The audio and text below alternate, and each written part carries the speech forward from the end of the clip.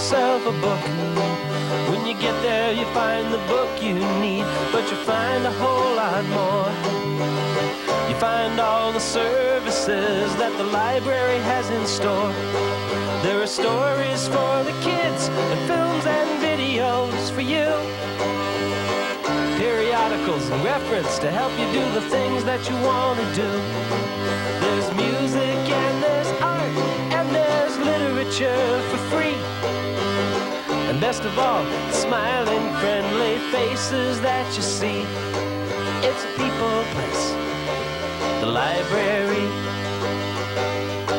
Check it out at the library.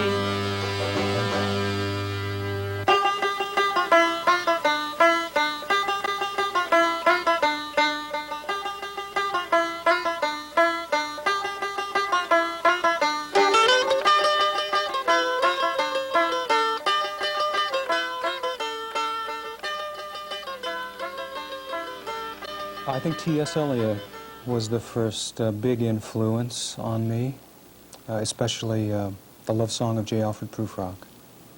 But then I got interested in James Joyce and Allen Ginsberg. I liked Eliot's interest in comparative religion and myth and Buddhism. And I liked the way he fragmented things and was so arrogant about taking pieces from other writers. And Joyce, of course, I loved the wordplay. I like that aspect of it. But I've written one novel called the Archeobiopsy de Mark Twang. But that's both prose and poetry. It goes from one to the other. I like that merged, that combination form. It comes fairly natural to me. I want to express my appreciation to the Nebraska Literary Heritage Association and to Vicki for inviting me here to read at the Ames reading series. Thank you very much. First poem I'd like to read is from Psychograms, which is a collection of verse from my novel, The Archeobiopsy. And this poem is entitled An Irish Cavalier in the Boar's Head. And I think I should preface it with a little explanation. It's in the form of a play within a play, a kind of court masque, similar to the play within a play in Hamlet. And you will hear several voices. One is an aide to the queen trying to wake her up. She's sleeping, snoring. And then the prologue, the character who reads the prologue in the mask, begins his speech. And then three members of the court in the audience express their displeasure with this whole proceeding near the end. So. Elizabeth. Elizabeth. So then, kind woman, forgive me, for give the hand what makes the noise you hear. The poor, poor people mean and fear. Beth, I prithee, Beth, I pray thee. Beth, Beth, Beth, Beth, Beth, I thee pray. Let them curse in our play. Let the simple say that way. Lazarus will rise again. Jesus be so unwise again. Milton sell murder his eyes again. Shakespeare slay all Harry's lies again. But nod, m'lady, nod, and we begin the mask. Begin the mask. Elizabeth, Elizabeth. They practice lips, and our stinking scum worship them. Yes, they call lies arts and dare you to kiss them. Yes, they would piss in your face if it were prohibited. Elizabeth, Elizabeth.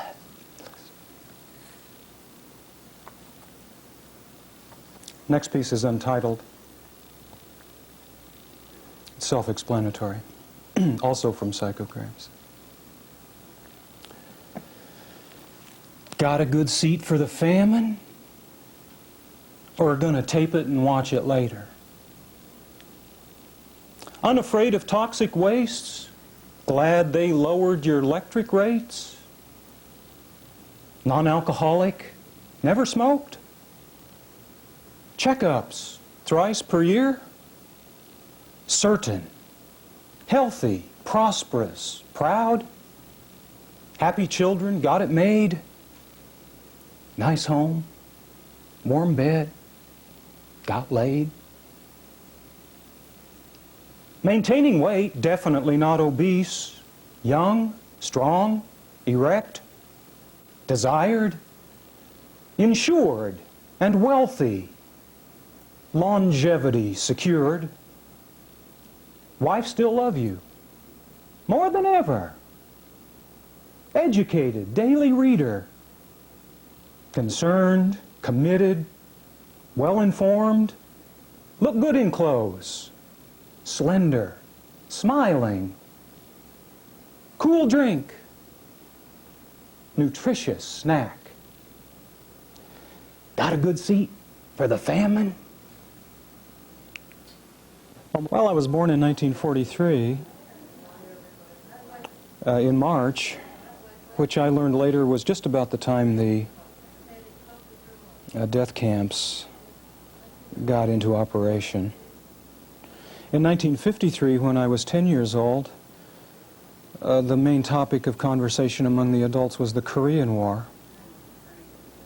In 1963, John Kennedy was assassinated, and shortly after the Vietnam struggle began. And when I was fully an adult, those experiences began to emerge and come to my consciousness, and I began to see how pervasive war and preparations for war and acts of violence were in my life. And I wanted to study it and figure it out and understand it. So I began reading and thinking and talking, and eventually writing about my feelings about it. I think the single tenet that all major world religions have in common is nonviolence.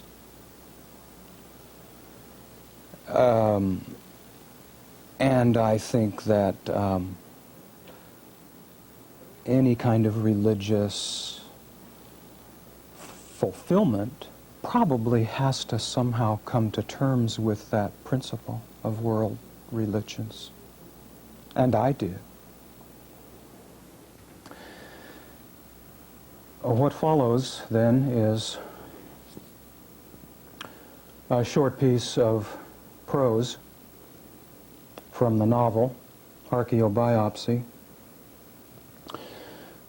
The narrator and raisonneur is describing how he became so interested in violence and religion, I guess, those two things. After John told me that he was seeking enlightenment and didn't want anything else but enlightenment, and only enlightenment, I began to reconsider the entire idea, and it began to make some slight sense in my head. And I was restless with intellectual excitement and a strange kind of fear about my wasted, selfish past, and I found it hard to concentrate or completely to relax. So I was always pacing about the house in circles, or thumbing through my index of names and telephone numbers, not knowing exactly who or what I wanted to call, or why, or what I might ask or say, but it seemed as if I should. That I should connect with someone or something in some psychic, mystic way about some deep, unconscious, holy alliance which had been alive and growing for centuries, millennia, while I slept. My normal entertainments and activities became dully unsatisfying, and I felt vaguely unfulfilled with teaching, reading, conversation, drugs, alcohol and cigarettes, dining out with friends in unfamiliar restaurants, with new possessions and objects, cars, clothes, wines, lamps, jokes, and with predictable stories among acquaintances of firings or potential firings, promotions, pregnancies, divorces, affairs, sexual flirtations, and fantasies. For the first time in my life, I was unhappy. And I didn't know why or how this unhappiness had come to be.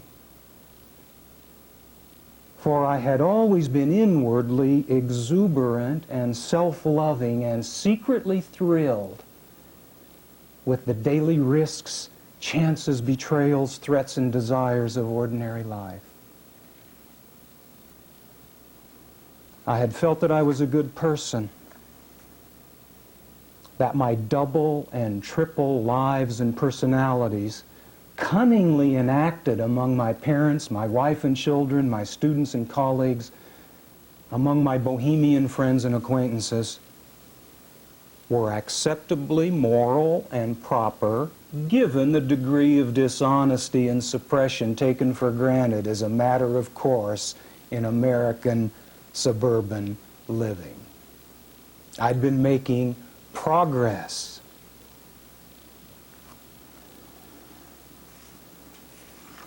My seminar papers were read and admired. Professors regularly enjoined me to publish. They enjoyed my clever, errorless style and my skeptical wit.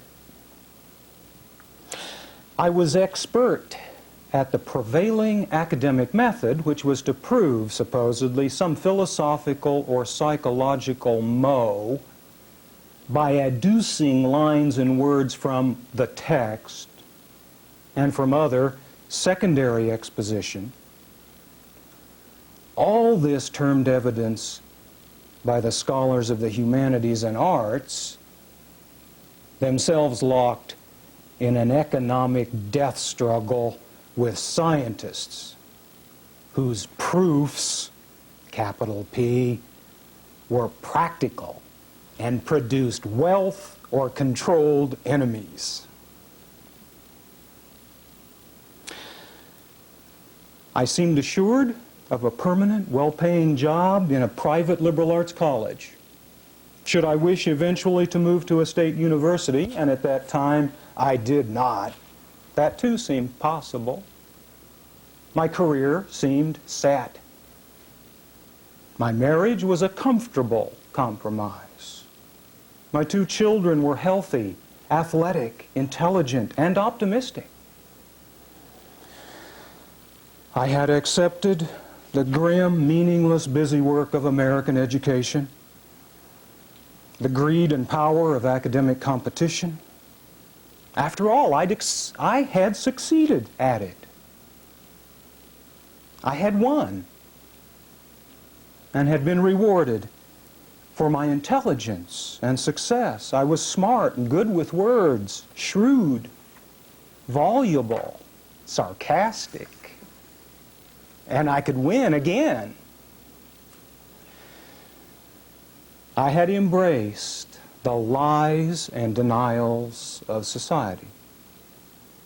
These were to be condemned behind their perpetrators' backs only, or lamented in the abstract, and their antonyms, the hopeless ideals, rediscovered within unread classics, brought again, shining to the light of professional scholarship, and reaffirmed.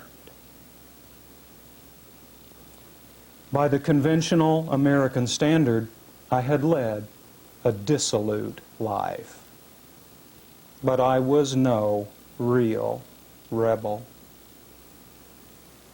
Almost all of my work is somehow related to my interest in nonviolence. But actually, anyone who is familiar with my poems and my prose knows that although I'm mainly interested in nonviolence, my writing seems to involve violence. I don't know why that is.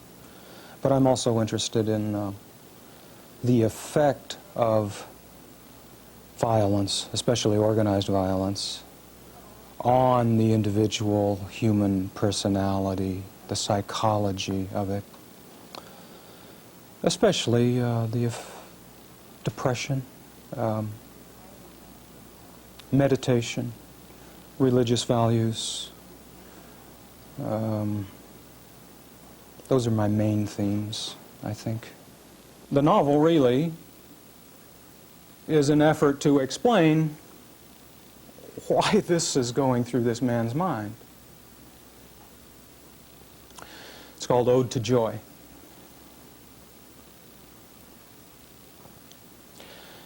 I wish now that it had never happened. I can't think about anything else. It's all I talk about.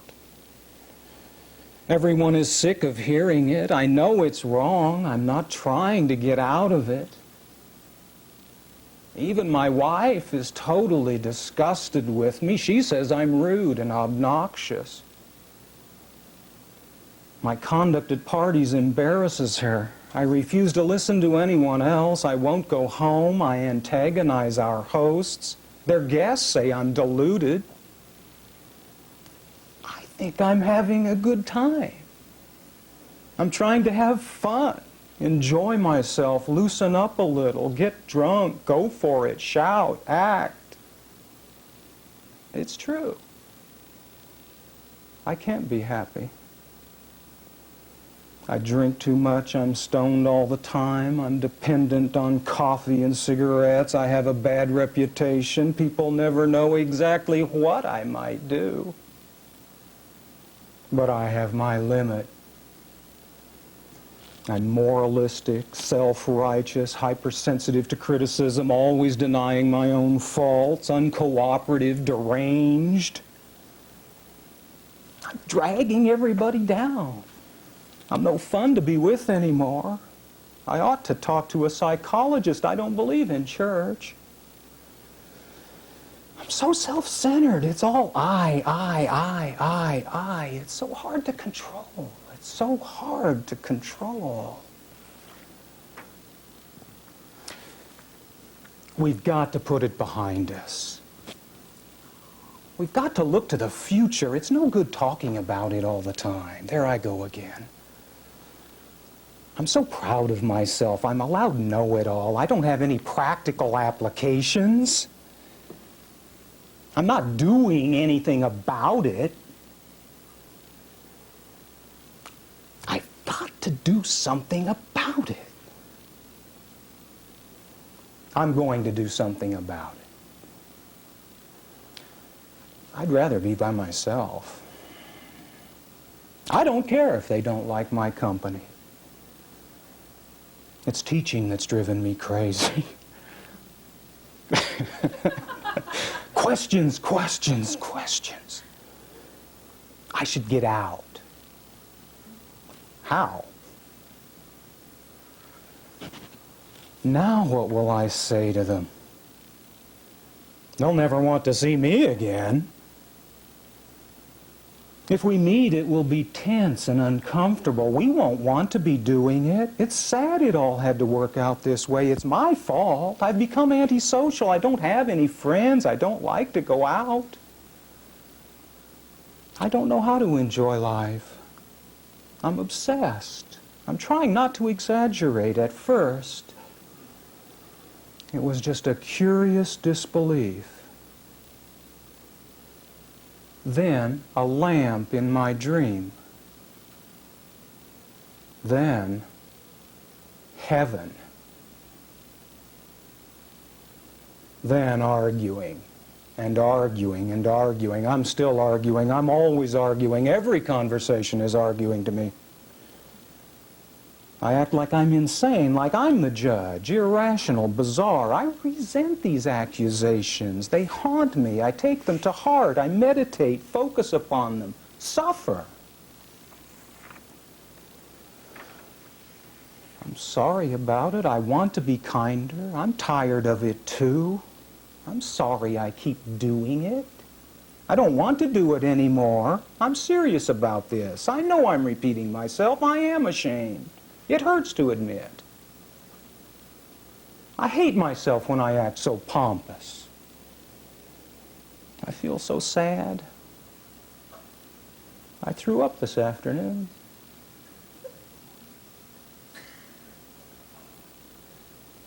I am unloved. I am unloved. I am unloved. I can't sleep at night. My stomach hurts. I feel like groaning. I want to groan and keep on groaning. I'm so fanatical, I've gone over the edge. They ought to put me away. Someone told my wife that. I'm sorry, I can't go to work today.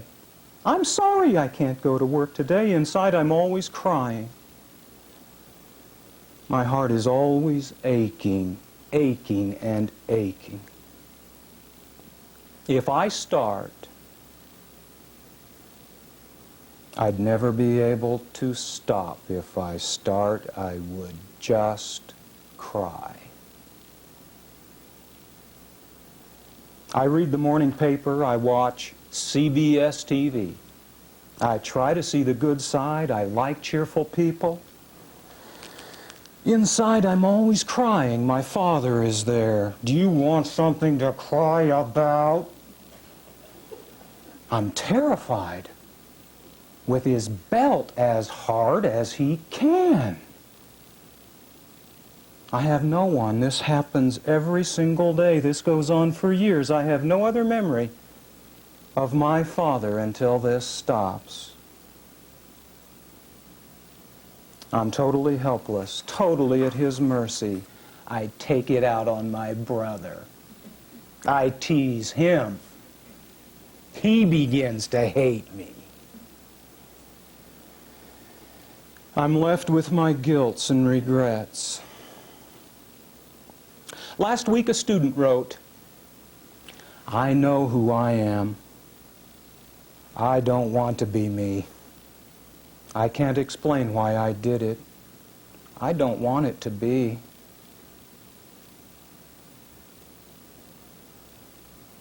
I can't adjust anymore. I can't get used to it. I can't get used to it. Why would I do something like that? Why did I do it? I don't understand what is accomplished. Why? I know I'm repeating myself. I know I'm repeating myself. I don't mean to. I can't understand. I just can't accept it. It's too hard to accept. I'm no good for anyone else. I'll lose. I'll lose at this game. I can't survive all of this struggling. It feels like hell to me. It is hell to me. I wish I'd never been born. If I could rejoin oblivion by walking out that door, I'd be dead. There, I've said it. The curse they all hear in me.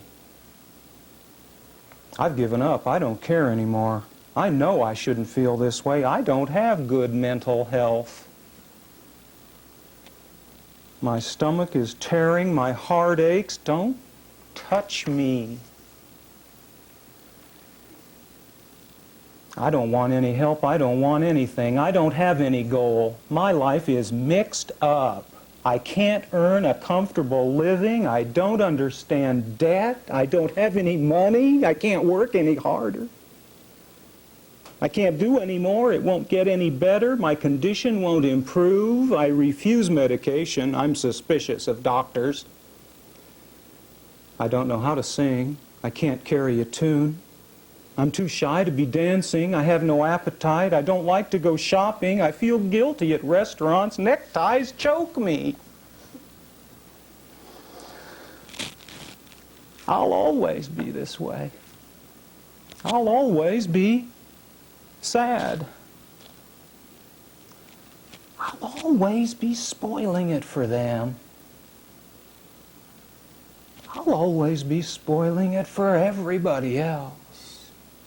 Yeah, I'll always be spoiling it for everybody else. This poem is in the Psychogram collection. It's called Bubbles in Justified Boxes for Deirdre. You're so somber, she said. Everything you write, it's so somber. Can't you write something bubbly, she said. You know, happy bubbly, you know. Oh, I don't feel very bubbly. Well, God, how come it's not all that bad, you know? There are a few happy people in the world, you know, so how come you can't write something bubbly?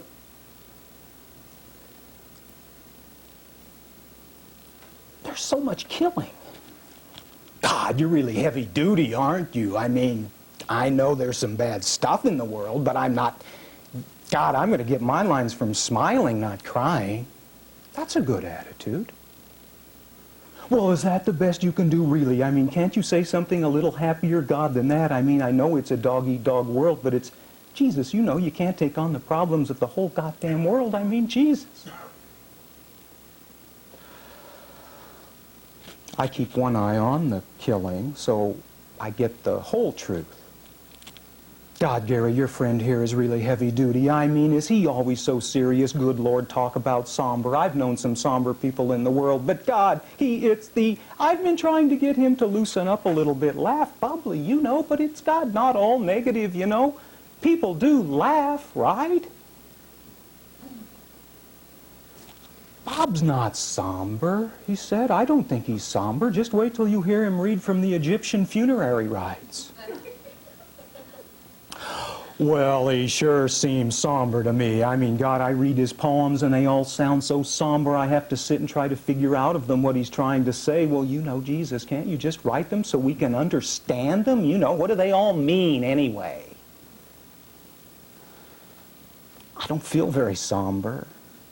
God, oh well, listen, I got to go take this sociology test. You want to take it for me now? Come on, take it for me, won't you? Really, I have 2 tomorrow. He'd never know. I'll get you a blindfold or something. Come on, no, really, really. Okay, listen, later I'll see you, okay?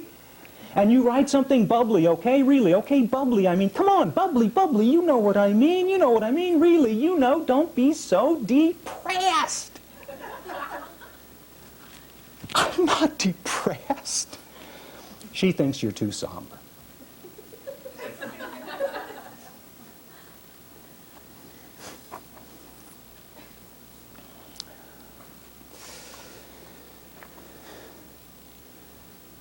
Well, then, later in the novel, I don't know what I was trying to write. I was trying to write some rhymes, and they were first in verse, and then they were in prose, and I didn't know what was going on there. And I realized I had stolen the voice of Dr. Seuss, unconsciously, but... You know, so I credit him, and I have put my own words to his rhythms. And this is the narrator and raisonneur of the Archeobiopsy. I pick it up about halfway through. I've tried to be happy. I've altered my tune. I've gone for long walks in the dark. I've picnicked and picnicked and picnicked and picnicked in park after park after park after park. I've sat in the grass and I've howled at the moon. The moon didn't care, like, who gives a damn, man? I've tried to be cheerful, to think other thoughts. I've considered my oughts and the famous ought-nots. I've planted illegal plants in my pots. I once took a class on why our flesh rots. I corrected my French to say mo and not mots. I've drunk so much beer with so many sots, kissed so many girls and got so many hots that my hots won't even get hot anymore. I got, so I just want to lie on the floor and repent all the gots that I got. And see, even my English has gotten much worse. My grammar's so crazy I only write verse. The critics have called in advance for my hearse. My boss's commands grow exceedingly terse. I can't even make them out. What do they mean anyway? I don't know what to do. I feel like a Jew. I start thinking it's World War III, or worse yet, still World War II, that World War II is just a continuation of World War I, that there's only a few who know what to do and they only say what the others have said, that it's all in my mind. It's just in my head that others have died and they stayed dead. They stayed dead. I've studied their books and read them again. I've meditated all day long and prayed till God knows when. I've gotten up for 9 long years and never missed a single day of practicing my Zen.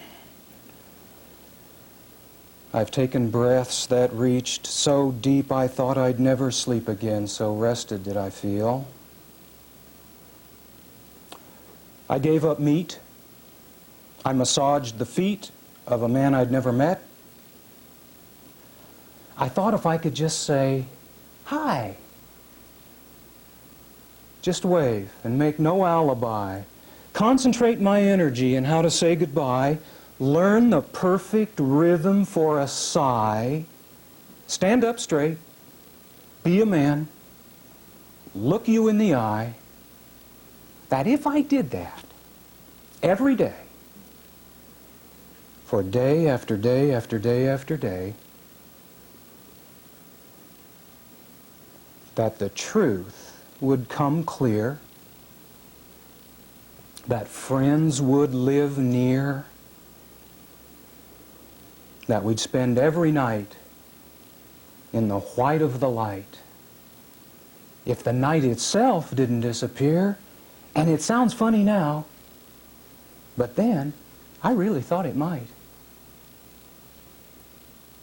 But it didn't. Not yet. And no, I don't want to bet.